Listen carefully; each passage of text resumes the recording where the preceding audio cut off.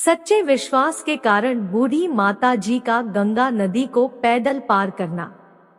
एक गांव में एक वृद्ध माता रहती थी और वह गाय की सेवा करती थी और उसी गाय के दूध को बेचकर वह अपने घर का खर्च चलाती थी। उसे दूध बेचने के लिए गंगा नदी के उस पार के गांव में जाना पड़ता था और नदी के उस पार जाने के 4 आना और आने का 4 आना देती थी और जितना बच जाता उसी से अपना घर चलाती थी।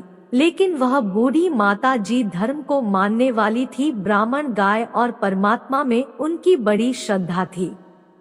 एक बार वह वृद्ध माता जी दूध बेचकर वापस लौट रही थी। मार्ग में एक जगह सत्यनारायण भगवान की कथा हो रही थी। वह वृद्ध माता जी भी वहीं कथा सुनने के लिए बैठ गई। उसने भगवान की कथा सुनी। कथा के समाप्ति पर ब्राह्मण कथा सुना रहे थे। उन्होंने कहा कि जो भी प्राणी प्रेम पूर्वक सत्यनारायण भगवान की कथा श्रवण करता है वह सहज में ही भवसागर से पार हो जाता है। अब तो वह माता जी बड़ी प्रसन्न हो गई कि कथा सुनने से बहुत बड़ा लाभ हुआ। अरे, इस कथा को सुनने के बाद सहज में ही जो व्यक्ति भवसागर पार कर सकता है। मैं तो एक छोटी सी नदी को पार करने में 8 आना रोज खर्च करती थी, आज से वह बचेगा। और वह माताजी पैदल ही उस नदी को पार कर दिया। उसमें वह डूबी नहीं क्योंकि उसका हृदय सच्चा और उसे विश्वास था। कथा पर वह विश्वास के ही कारण जल पर पैदल चलकर नदी पार कर आने जाने लगी।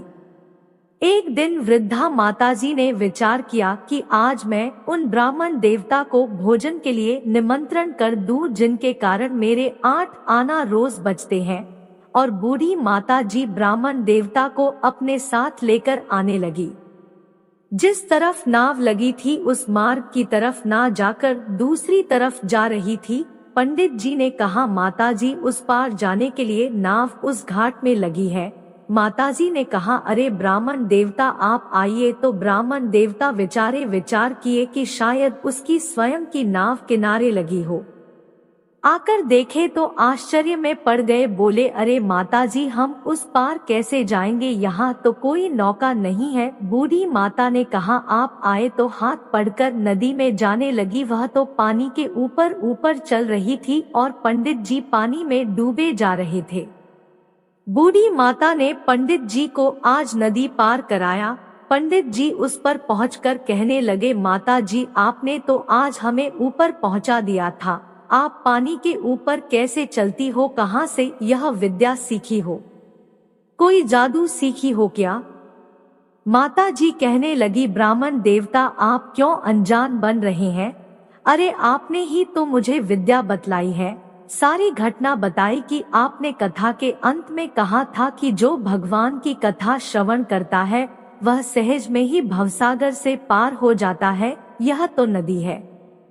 ब्राह्मण देवता ने उस बूढ़ी माँ को प्रणाम किया, कहा, धन्य है आप माता जी, आपके अंदर सच्चा विश्वास था और परमात्मा सच्चे विश्वास पर ही रहता है और कृपा करता है।